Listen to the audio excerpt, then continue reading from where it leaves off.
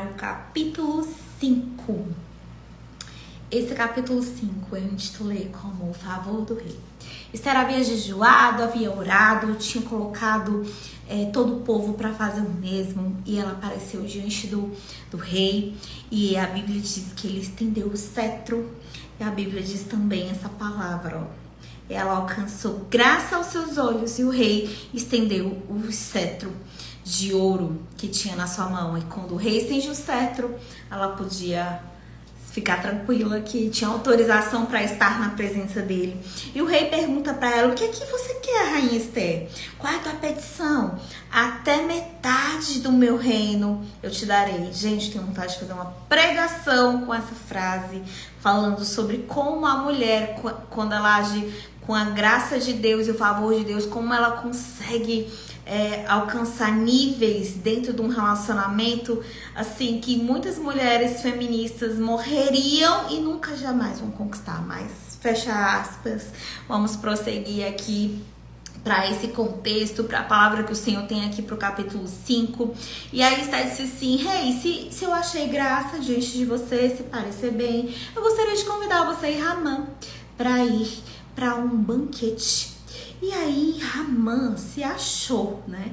E aí eles foram para esse banquete e chegaram lá. O rei mais uma vez disse: qual é a tua petição até metade do meu reino? E olha que a gente não tá falando de qualquer reino. Ele fala: metade do meu reino eu te darei.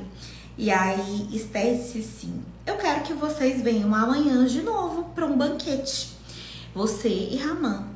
E o rei aceitou, e ela falou assim: aí eu te falarei qual vai ser a minha petição.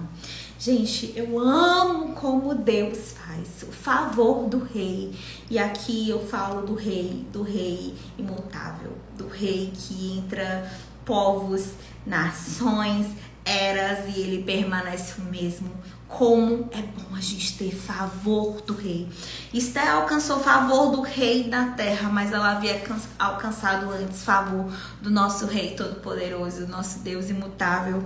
E o que Ramã, quando Ramã sabe desses convites, ouve esse convite, ele fica cheio de vaidade. Ele chega em casa e fala: só eu fui convidado para o banquete da rainha. E ele começa a comentar com a família. E aí os amigos e a família deram uma brilhante ideia para ele. Falaram: sabe o que você vai fazer amanhã? Você vai chegar no rei e vai construir uma forca para Mardoqueu, e você vai enforcar ele. Vai falar para o rei que você vai enforcá-lo, porque ele não se submete. Então ele já estava assim, achando: eu tenho tanto favor diante do rei, a rainha me ama, a rainha tá me chamando para um momento que só eu e o rei. Então ele estava se achando, a vaidade, o orgulho dele, o ego dele inflou.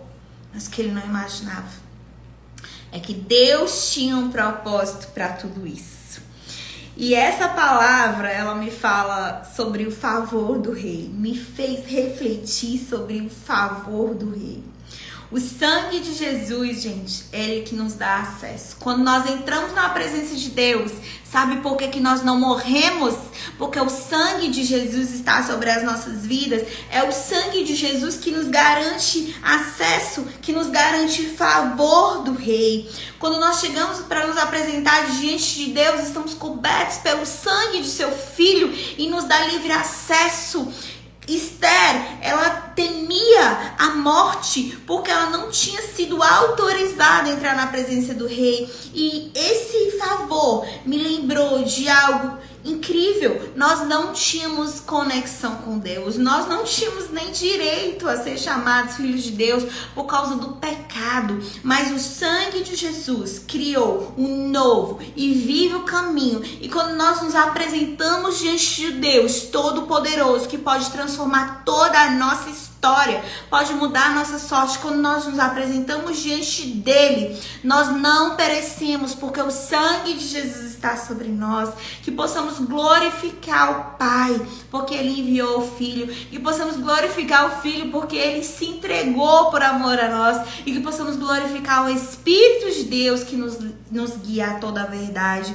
Eu amo esse texto, porque isso me fala sobre o favor do rei, algo que eu nem merecia, mas eu encontrei favor do rei, porque o sangue de Jesus já me cobriu de todos os meus pecados e eu tenho legalidade para estar na presença dele. E outro ponto que esse capítulo me fala sobre o controle emocional de Esther.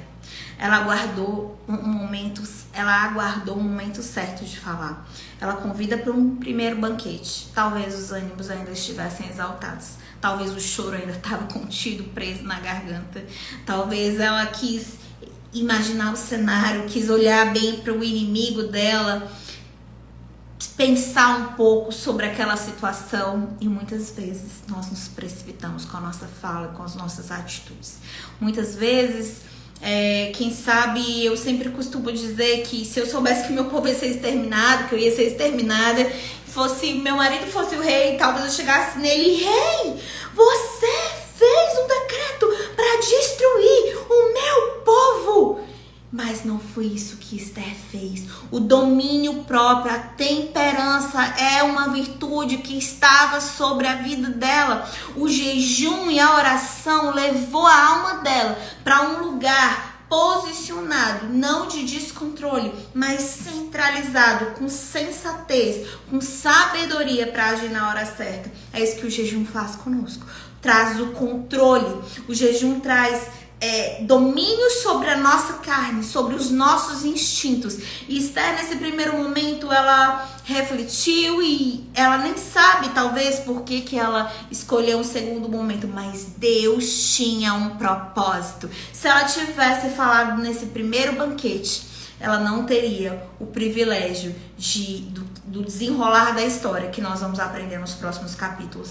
Mas a mensagem que eu quero que a gente fique no coração é que a gente tem o favor do rei, que o sangue de Jesus nos permite livre acesso, nos permite chegar na presença do rei. Nós encontramos graça diante do nosso Deus, porque o sangue de Jesus está sobre nós. E que possamos jejuar, que possamos exercer as nossas disciplinas espirituais, para que o domínio do nosso corpo e da nossa alma não prevaleça sobre o nosso espírito, que possamos desenvolver a temperança, o domínio próprio, virtudes, frutos do Espírito Santo em nós, que possamos ser cristãos, que as pessoas reconhecem pelo nosso falar, pela amabilidade do nosso falar. Esther conquistou todas as pessoas ao redor dela. Eu creio que ela era muito bondosa, amável. Que essa seja a característica dessa mulher de Deus que você é. Que o Senhor coloque nas suas palavras doçura, mesmo que muitas vezes precisamos ser firmes. Esther era firme, mas eu acredito que eu consigo enxergar doçura. Eu consigo enxergar uma mulher controlada pelo Espírito Santo e não por suas vontades, por seus impulsos, por suas dores. Ela não deixava isso dominá-la. Que nós sejamos essas mulheres que refletem a graça de Deus, porque nós já alcançamos favor diante dele. Que possamos ser essas mulheres que refletem a natureza do nosso Pai e do nosso noivo. Essa é a lição do capítulo 5. Deus abençoe você.